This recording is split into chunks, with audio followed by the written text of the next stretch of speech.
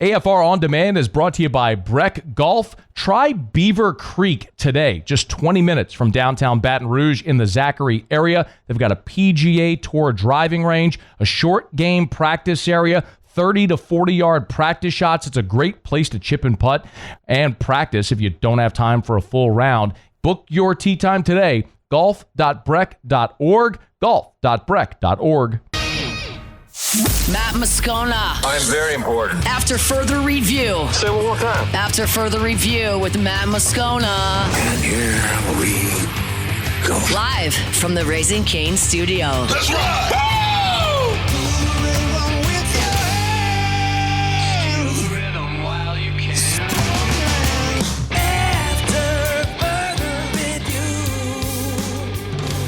Hour 3, off we go. Welcome aboard. Glad you're with us. It's AFR. We're presented by Don Juan Cigar Bar. Today, not at the Raising Cane studio. We're here in Lake Charles at the DraftKings Sportsbook at the Golden Nugget Casino. This is a beautiful spot. If you've never been, 10 out of 10 recommend you find a way to find time to get over here and hang out at the Golden Nugget. Great restaurants, casinos. The Sportsbook is gorgeous. TVs everywhere. I mean, I'm sitting here on a couch with this, I don't know, what is that, a 40-foot wall of giant TVs. It's amazing. Anyway, trust me, get to the Golden Nugget if you've never been. LSU is going to, we're going to talk in 13 minutes. Bryan Driskell will be here. LSU football got a commitment from junior Tuihalamaka, a defensive end from Notre Dame.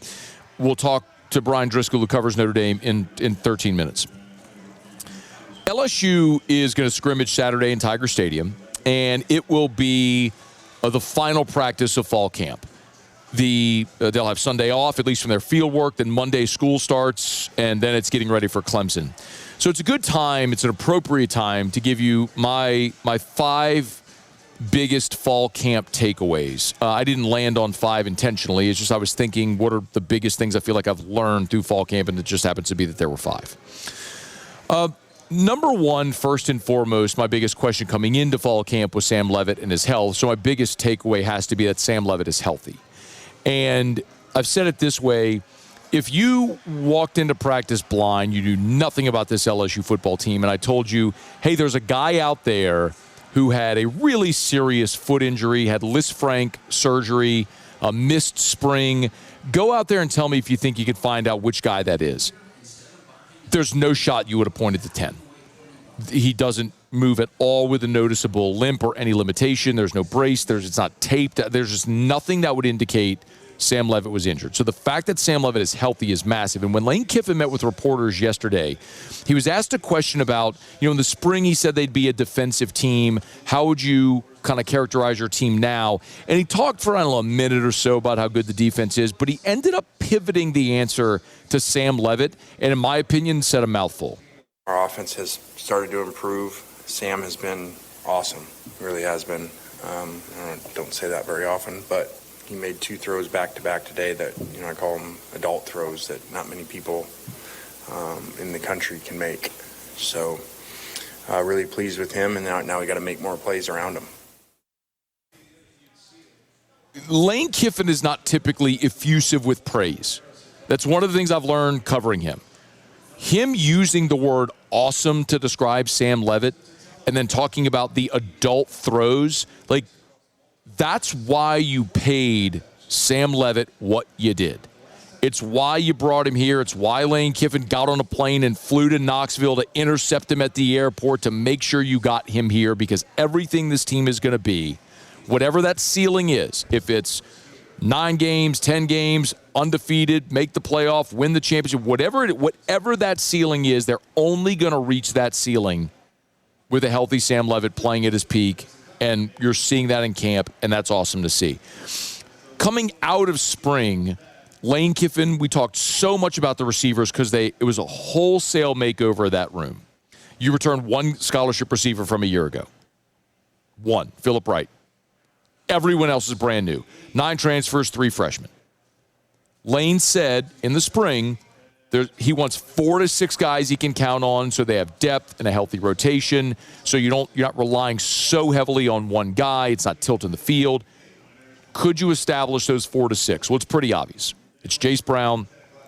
It's Winnie Watkins, it's Trey Wilson, it's Jackson Harris, it's Malik Elzy. Those are your 5. Those are your 5, and of course Trey'Dez Green, who's listed as a tight end, but he ain't no tight end. He's the best weapon they got. He's been in gold the whole fall camp because they can't afford to lose him, so it's just keep that guy healthy. I think they've identified their receivers. That's 2. 3 is Jace Thomas, and this I think is the biggest surprise of spring. Blake Baker a week ago called Jace Thomas the biggest surprise of spring, and he's right, because I don't think any of us coming out of spring, spring and fall camp, coming out of spring going into fall camp, I don't think any of us thought TaMarcus Cooley was in jeopardy of losing his job. That's a guy who could have left for the pros after last season, came back, he started his career at Maryland, then went NC State, then LSU, was all-conference at NC State, became a starter at LSU, played over 700 defensive snaps last year, and you pair him with Ty Benefield, we're thinking, all right, well, you're set at safety. Not so fast. We go out there and we see Jace Thomas running with the ones, and every conversation I've had, I believe both Jace Thomas and TaMarcus Cooley are going to play and are going to play a lot. But I think Jace Thomas is going to start. I think he's going to be out there defensive snap 1 against Clemson in that season opener on September 5th. Jace Thomas winning that safety job apparently is a huge development. On the flip side of it, I'll tell you my 4th biggest takeaway is I have a real concern about this defensive line. And that's going to sound strange because when Lane Kiffin was talking about the scrimmage last Saturday, now we didn't get to see the scrimmage, but when Lane Kiffin was talking about it, he talked about how Sam Leavitt was under a lot of pressure, and he did great under pressure. Well, he meant it as a compliment to Leavitt, using his feet, his mobility, but the part that can't be missed is there was pressure. Now, maybe that's an indictment on the offensive line, or maybe that's a compliment to the defensive line, but for me, I look at that defensive line, and you are very clearly thin at edge with Gabe Relaford done for the season and Damian Shanklin not being with the program presently. You've got one guy with skins on the wall in Prince Willie Monmielen. I'm very high on Jordan Ross, but he has not played. He's not started a game in 2 years. And then Dylan Carpenter has not played significantly in 3 years. And then you've got a freshman in Lamar Brown. Now, they did add junior Tuihalamaka here on Friday, and I believe Jack Pyburn is going to join this football team. Again, things can change, and we'll see. But if they had odds on that here at the DraftKings Sportsbook at the Gold Nugget, I can go to a window over there and make a bet. I would bet on Jack Pyburn playing for LSU against Clemson. I think that's going to happen. Maybe I'm wrong. I think it's certainly trending in that way. Jack wants to rejoin LSU. LSU clearly wants Jack Pyburn, and I think they'll make that work if Pyburn doesn't make the Bucks, and I think that's how it's going to play out. But remains to be seen.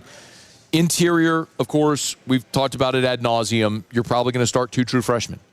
You need Dom McKinley and Malik Blockton and Stephylon Green to get better. And all 5 of those guys have got to stay healthy because you've got to have that 5-man rotation. I mean, after that, is it Achilles Woods? Is it Brandon Brown? Is it Shone Washington? I mean, that's why we're talking about Xavier Harris, potentially, the former Ole Miss player, theoretically, potentially, joining LSU. I don't know that that's going to happen, but don't listen to what they say, look at what they do. And the fact that they added an edge rusher today, the fact that they're talking about potentially adding Xavier Harris, it tells you where Lane Kiffin said, has talked about this. It tells you where their concerns are on the team. And I think defensive line, for me, especially the depth there, really is a concern. But 5th, they stayed healthy. And I'll knock on wood, and I don't want to jinx anything, and I don't believe in jinxes, but the bottom line is, look, you suffered 2 significant injuries in spring that hurt your depth. Part of the reason you're thin at edge is because of Gabe Relaford's torn ACL. Part of the reason you're thin at cornerback is because you lost Aiden Anding in spring. Well, you've made it through fall camp.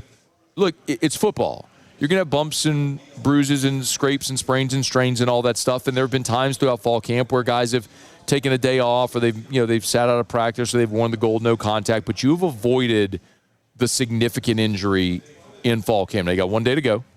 You got 1 day to go with the scrimmage on Saturday.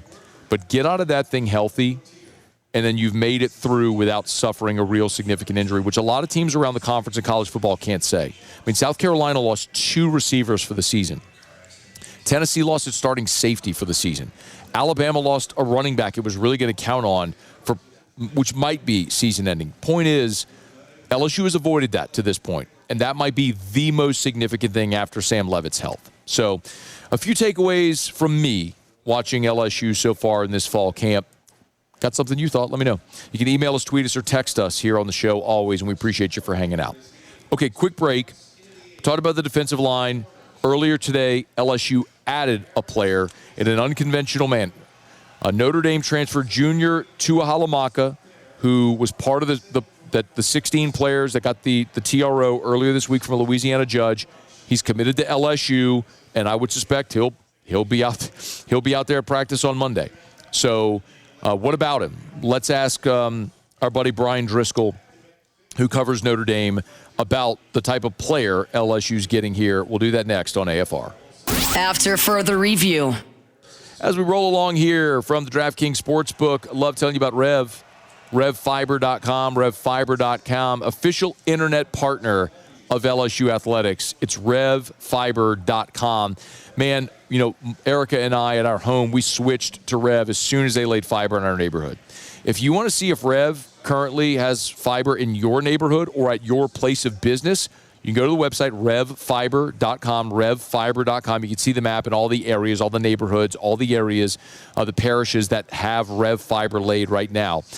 High-speed internet, up to 5 gigs, backed by the security and safety of an all-fiber network, local service, local call centers, and 90 years serving Louisiana.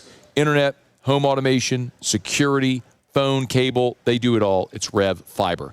Official internet partner of LSU Athletics, RevFiber.com. After further review with Matt Moscona, presented by Don Juan Cigar Bar.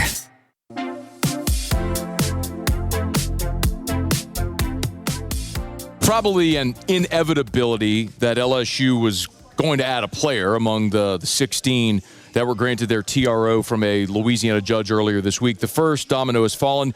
Junior Tuihalamaka, a defensive end from Notre Dame, has committed to LSU.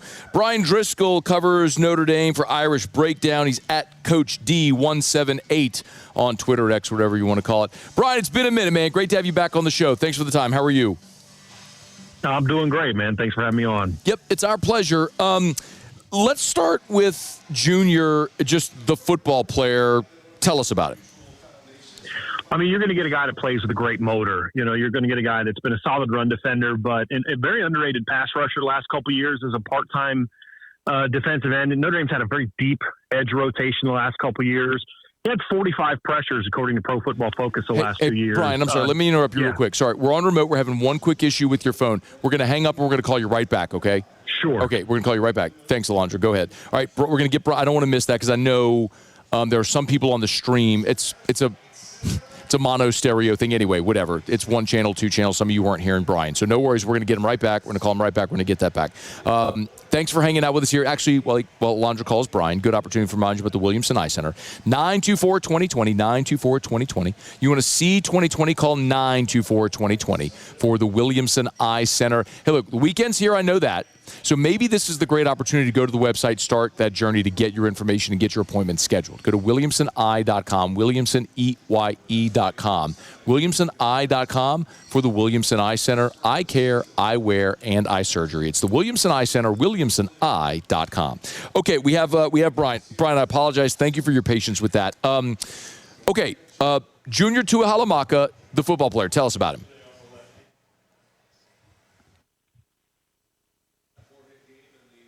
I can't hear anything if somebody's There you are. Hey, Bryan, sorry. There, you hear me now? Yes. Okay. Yes, gotcha now. Apologies. You do remote broadcast. You get it sometimes. Okay. Let's start with that, yes. Yeah, no doubt, man. Okay. Thank you for your patience. Junior Tuihalamaka, the football player. Tell us about him. Oh, look, you're getting a kid that's got a great motor. You're getting a smart football player. Actually got recruited to Notre Dame as a middle linebacker out of California. He's been part of Notre Dame's. They've had a very deep. They haven't like one stud in the last couple of years. They've had a very deep rotation, and despite being kind of a rotation player, he's had 45 pressures the last 2 years, according to Pro Football Focus, and he's been a guy that's been a clutch football player. You guys remember the Sugar Bowl? He had a big sack early in the game, beat Monroe Freeling for a sack, and then also recovered that early fumble when George was driving and Don Schuler knocked the ball out. He recovered, and that's just kind of been the way he's played. And You're also, as a football player, getting a solid edge defender, a guy that has experience dropping into coverage, obviously as a linebacker, and a guy that I think brings a little something as a role player, kind of a situational pass rusher at times, but a guy that can be a great part of the rotation. And he's a great team player. I mean, in 2024, Matt, he didn't play a snap the first 2 games of the year. And then they had 2 DNs go down. And instead of kind of pouting, he waited his turn. And when he got a chance to play, first game he's in the lineup, he gets a pick near the end zone. And he's just been that kind of kid his whole career at Notre Dame.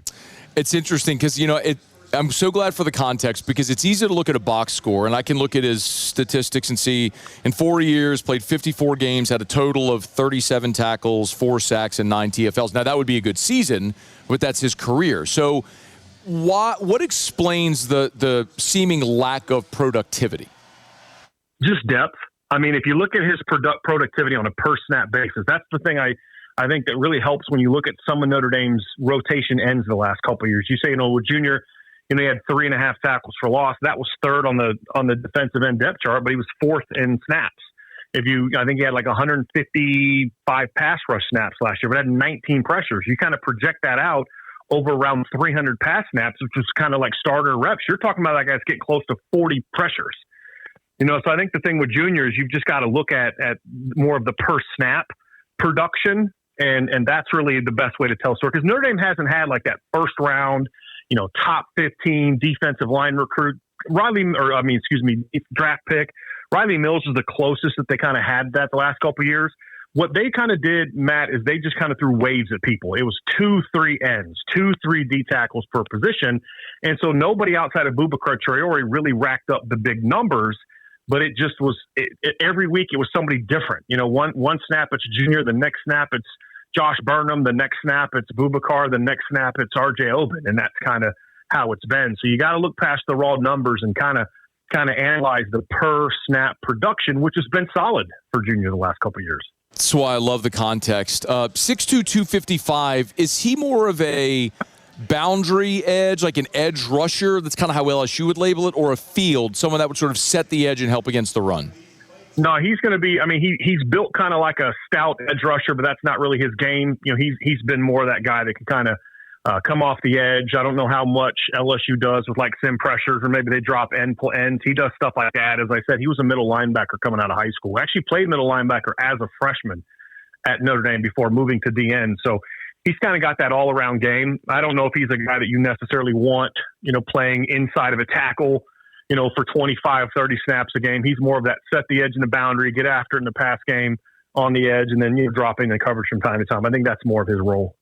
Bryan Driskell's with us, Irish Breakdown, at Coach D178 if you want to go give him a follow. Why wouldn't he return to Notre Dame? Well, just kind of the lateness of how all this went down. That's really the big thing. Notre Dame wrapped up their camp today. There had been some talks about it, but he hasn't been in school. He graduated already, so he hasn't applied for any programs, and they've got pretty good depth coming back. Obviously, Boubacar Traore is back. Bryce Young is back. They've got a very talented 2 top 40 recruits at end, and then of course they got Keon Keeley out of the portal from Alabama. So there wasn't the need, and then just the timing of when would he be eligible? Would he be eligible at Notre Dame? I just think it was one of those things where it was just Notre Dame already kind of moved on, and it was his best opportunity is going to be somewhere else. Yeah, it's one of the things where the timing of this, it's the one shred of sympathy I have for these players is they kind of got screwed. So they're all trying to find, because of the timing, to find a way back, those who can. Why didn't he go the NFL route? He had an injury late last season, so he missed a lot of the combine and pro day opportunities to really test.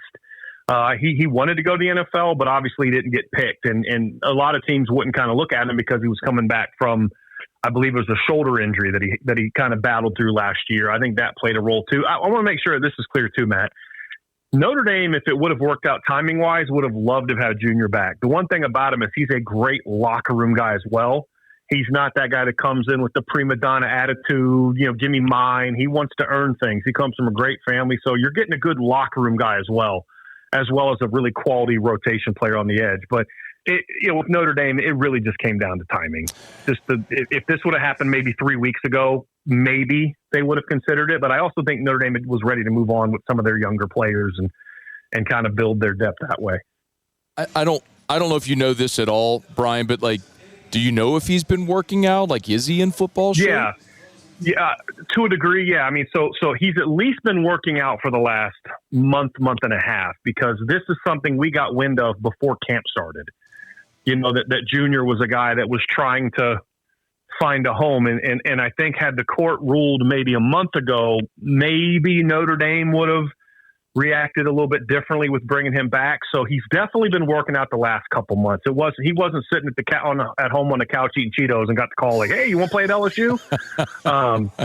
You know, so he's been putting in the work, but obviously his off season was shortened a little bit because he was dealing with recovering from the shoulder injury.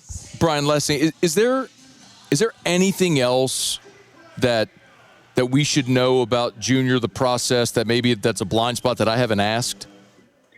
No, I mean, look, if you're trying to build a program that's going to compete for championships, and you're trying to build a culture at LSU, you want to bring guys that into your program that know what it's like to be a part of that kind of culture.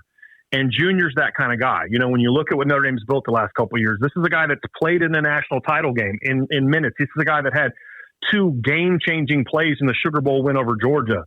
You know, you have a guy that understands, hey, here's my role. I'm going to do the best I can at it. A guy that understands doing things the right way, putting in the work, kind of keeping your mouth shut, being a great teammate. And you can't have enough of those guys when you're building a new program, when you're trying to instill a culture in a program to kind of get back to where the program was. And so I think that, as much as the player is, I don't think you can have enough of that in your program, man. Yeah.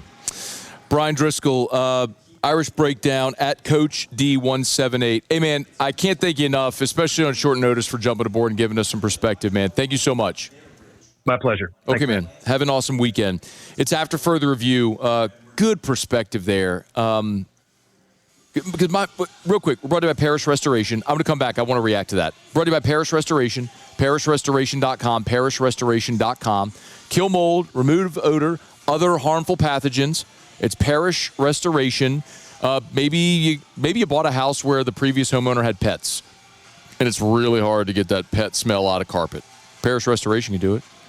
Maybe the previous owner was a smoker. Maybe there was a fire and you need remediation and to get that smoke odor out of your home. Parish Restoration. And yes, of course, if you have mold or think you might, Parish Restoration. Go to parishrestoration.com, parishrestoration.com, parishrestoration.com. My first thought when I looked was at the stats was, okay, well, I mean, this was a guy that played 4 years and just never really made an impact. He had 37 tackles total over 4 seasons. But you hear what Bryan said there about how they used him in this wave of players, but his impact per snap rate was very high. That's very encouraging. The other thing, too, is the culture. And I know we have played that clip a million times here when Lane Kiffin talks about, you know, he challenges the staff. Who is the person? You know, not just are they a great player, because it's a lot about you're bringing in guys. Are they going to stay? Are they committed to being a team? Is it just, do you want to get a check and then next year it's on to the next? Well, this guy who stayed at Notre Dame for 4 years and got his degree. I couldn't tell you, but it's interesting he mentioned that. I was at that Sugar Bowl against Georgia, and he mentioned the recovered fumble. Man, that was that right before half. I mean, Kirby, what were you doing?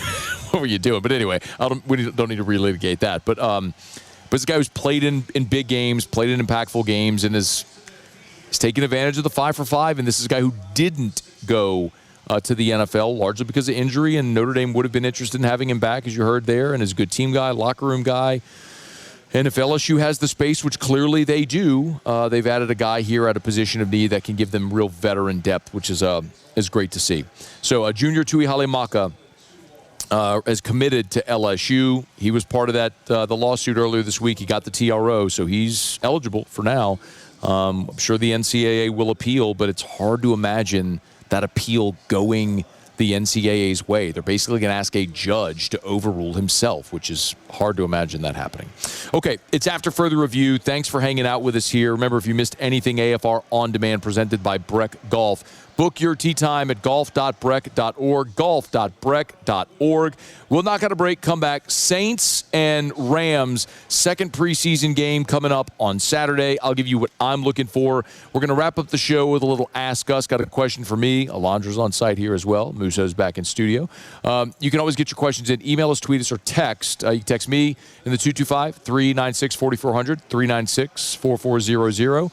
Or text the show, text line at 499-1045, 499-1045, 499-1045 if you want to text us, fire away. Okay, quick break. We'll come back here from the DraftKings Sportsbook at the Golden Nugget in Lake Charles, and we're thrilled to have you hanging out with us. Stick around. It's AFR. After further review. If you want to feel your best, our friends over at Goodwood Men's Sexual Wellness can help. YourGoodwood.com, YourGoodwood.com. I get it. Funny name, funny logo. It's attention-grabbing. That's the point. Now, let's talk about what they do. They will help at Goodwood. They will help men inside out feel your best to live your optimal life. Maybe that's hormone replacement therapy. Like, do you wake up in the morning and you're just sluggish? It's hard to get out of bed. Do you feel like you need a nap at 2 o'clock? Do you struggle to find the motivation to go to the gym? If you do get to the gym, you find it hard to burn fat and build muscle. Well, a lot of that is just as we age, every one of us, no one is exempt. Our bodies produce less of the hormones that contribute to how we feel. Goodwood can help safely, affordably supplement to get you to healthy levels so you feel like you did when you were younger. It's amazing. It's life-changing. It's Goodwood Men's Sexual Wellness. YourGoodwood.com, YourGoodwood.com.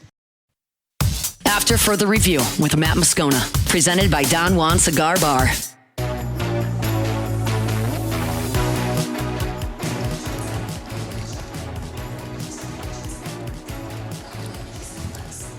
Cruising along here, hour number 3 from the DraftKings Sportsbook at the Golden Nugget here in Lake Charles. Y'all, every time I come here, I'm blown away. This is just such a beautiful facility, man.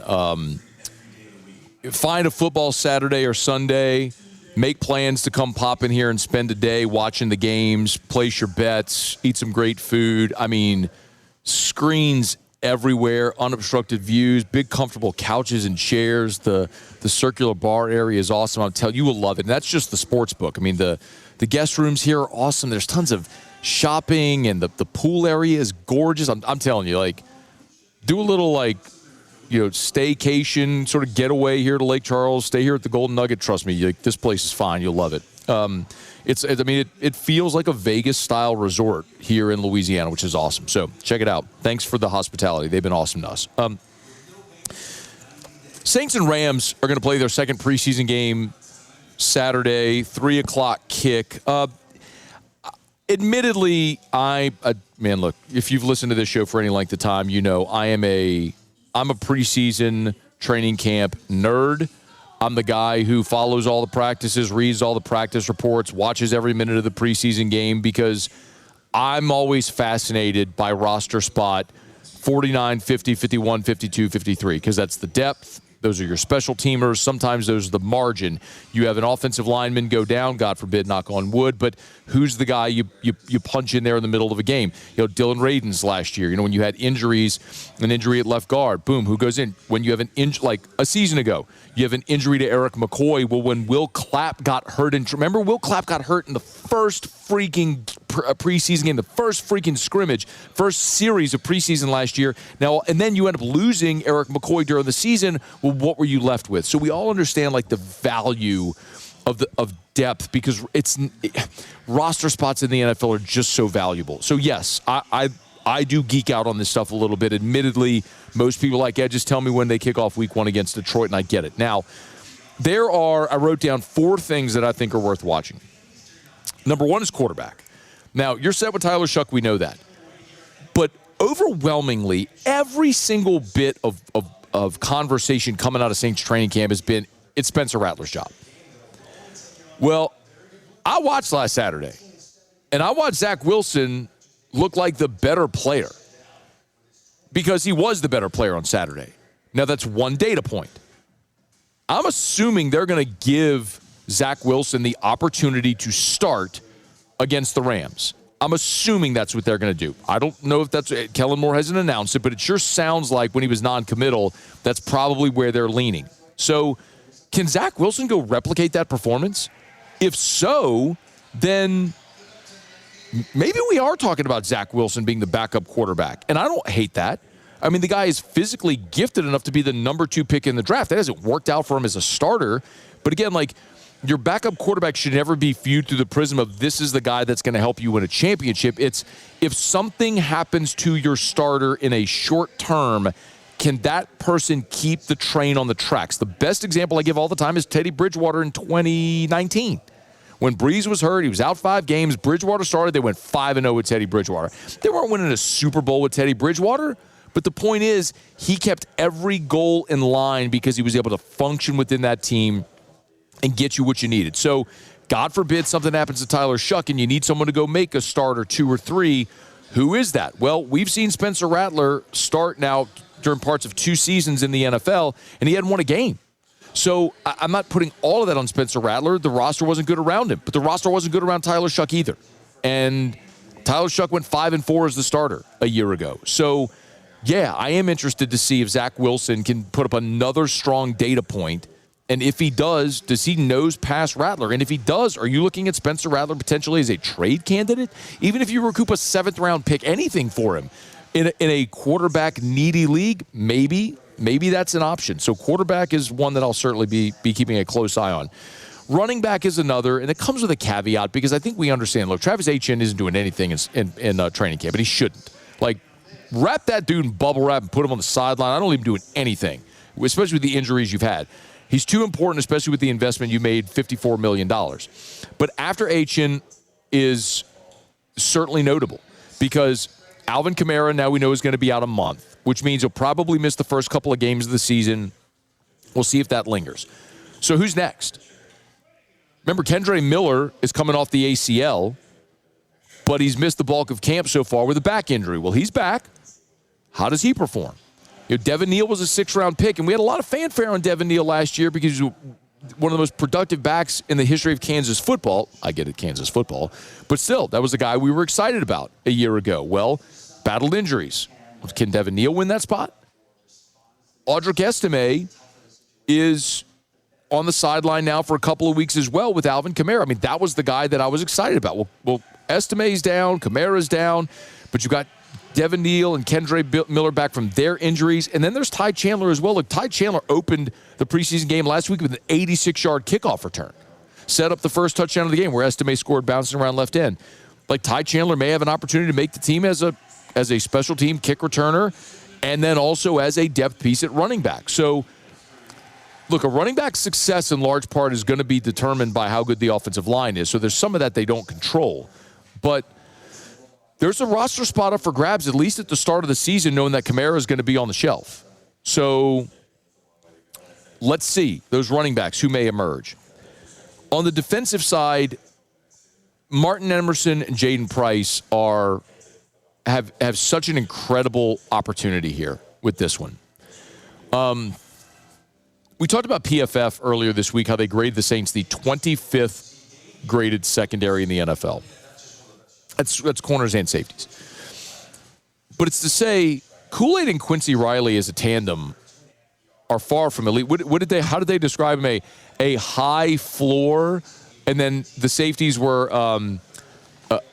unspectacular. I forget exactly. How did they say it, Muse? Do you remember something if not unspectacular? Steady if not unspectacular. Steady if not unspectacular. I mean, nothing kind to say. Okay, well, now Quincy Riley's hurt. All right, Martin Emerson. All right, Jaden Price.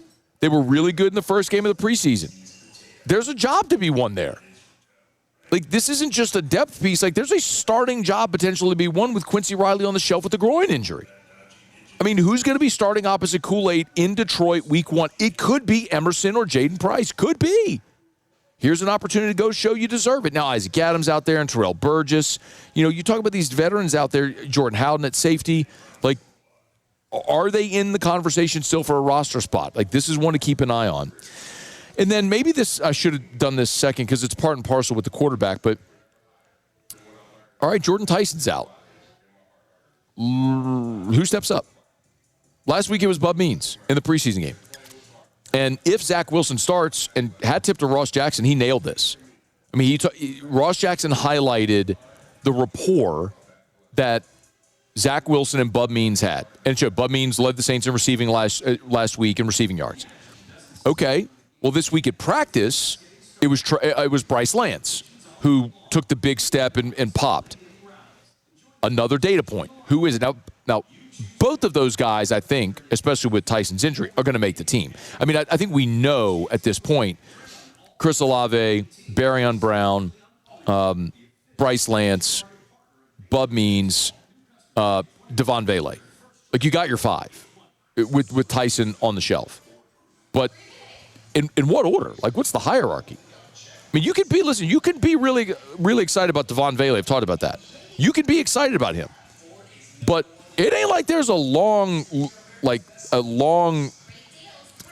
validating evidence for Devon Vele. I mean, the first 9 games he played with the Saints, he caught 6 passes. And he had one good game against Miami where he caught 8 balls. Was that the exception or the rule? I don't know. I think with Tyson out, there's a very real there's an opportunity for someone opposite Chris Olave to be the number 2 in this offense. Maybe it's Devon Vele. He's probably the betting favorite to be it. But could it be Bryce Lance? Could Barryon Brown go have a big game? Could Bub Means continue his ascension? Let's see. Let's see who goes make plays on Saturday out there in SoFi. All right, it's after further review. I mean, glad you're hanging out with us here on this Friday edition of AFR. We're going to wrap up the show with a little Ask Us. We're here at the DraftKings Sportsbook at the Golden Nugget in Lake Charles. They've been so hospitable, and we're very grateful to them for hosting us. But if you're back home, remember Don Juan Cigar Bar. That'll be our home for Football Fridays for LSU home games. So 2 weeks from today, we're back at Don Juan, and we're there for every home game for LSU football this season. We're looking forward to being there. Come hang out with us, enjoy a craft cocktail, a premium cigar, or stop into Don Juan Cigar Company next door and pick up your favorite to take home with you. DonJuanBatonRouge.com. One website combined for both the cigar bar and Don Juan Cigar Company. DonJuanBatonRouge.com. DonJuanBatonRouge.com. Okay, let's knock out our final break of the show, y'all. We'll come back. We'll answer your questions, so fire away. Email us, tweet us, or text. You can text 225-396-4400, 396-4400, 396-4400, or that's my text line, or the show text line, which is 499-1045, 499-1045. Ask Us to wrap up next here on a Friday edition of AFR. AFR. Man, I love telling you about Watermark and Renaissance, 2 beautiful hotel properties in Baton Rouge. And, man, I don't know that there's a more appropriate time to talk about it than now, because football season is just about here. And so if you're planning your trips for football Saturdays coming up and you're going to be coming into Baton Rouge, you need to go get your room now at Watermark or at Renaissance. Either location, Watermark Downtown, Renaissance Southtown, Baton Rouge's premier hotel properties. Watermark Downtown, been voted the best hotel in the best of 225. Renaissance Baton Rouge, gorgeous, sprawling property, conveniently located on Bluebonnet near I-10 across from the Mall of Louisiana and Perkins Row. It's Watermark and Renaissance. Maybe it's you, maybe it's a client, a customer, family members coming in from out of town for a football Saturday and football weekend. Tell them to get their rooms booked now and start at Watermark Downtown or the Renaissance on Bluebonnet. 2 amazing hotel properties, Watermark and Renaissance Baton Rouge. Better coverage for less money. That's our friends over at Insurance Network of Louisiana. I tell you all the time about your personal insurance, right? Your home, your auto. All of us, if we can save money in our monthly budget, why wouldn't we do that? Of course we would. Let Insurance Network of Louisiana shop. But it extends to business owners as well, because they handle all different types of commercial insurance. Maybe it's workers' comp. Maybe it's commercial auto. Any type of business. Sports bars, restaurants, doctor's offices, literally anything. You're a business owner. You have insurance. What if you could save money each month? Help your bottom line because of what you're paying for insurance coverage. Insurance Network of Louisiana, 293-0450, 293-0450, 293-0450, or online at lainsurance.net. They're in Baton Rouge, but they can help you no matter where you are. So give them a shout today or log on to lainsurance.net. After further review with Matt Moscona, presented by Don Juan Cigar Bar.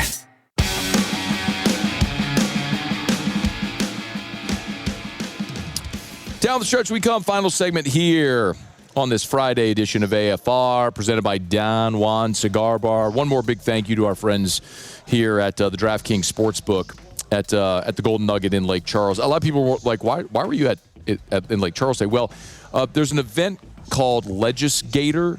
It's legislators and business owners and oil and gas people and all different types that they have here in Lake Charles. And so a lot of our clients were here. And so we came to meet a lot of clients and sort of business lunch meetings, sort of stuff like that. And so because we're here, I didn't have time to get back to Baton Rouge, so we needed a place to do the show. We've had a great relationship here with the folks at the Golden Nugget, and in particular, Joe and the staff here at the DraftKings Sportsbook here at the Golden Nugget. So we're very grateful to them for opening this cornering off this section of the sportsbook for us. It's great. I mean, it looks awesome. It's a great place to do the show. So we're very, very grateful for the partnership and highly recommend if you're looking for maybe something to do on a football weekend, a place to go watch games, like come here. Come to Lake Charles and come do the DraftKings Sportsbook and stay here at the Golden Nugget. Trust me, you'll love it. Okay, let's wrap up the show here with a little bit of Ask Us. I said Usk. I threw a K on us. It's been a long day. Usk. Fam, it has been a long day. Okay. Email us, tweet us, or text your questions. Alondra's here. If you got a question for Musso back in studio, I think we can make that work as well, so fire away. By the way, shout out. This is true. So Sean said Charlie Smith versus Tanner Brown. Yeah, shame on me. I should have mentioned that one as well when I was going through what to watch for the Saints-Rams game. Charlie Smith, the incumbent place kicker, felt like he had that job locked up. Tanner Brown coming in from the UFL has just been better. And that'll be fascinating. I don't know enough about what Kellen Moore is going to do with his kickers, but I know Sean Payton and them kickers never really got along. So dude missed a kick, Sean cut it. But it feels like right now that Tanner Brown has the upper hand, so we'll see. TK, ask us. With the recent court ruling, my Uncle Jerry's wondering if he has any eligibility left. He would bring a wealth of experience. Any NIL Piccadilly opportunities?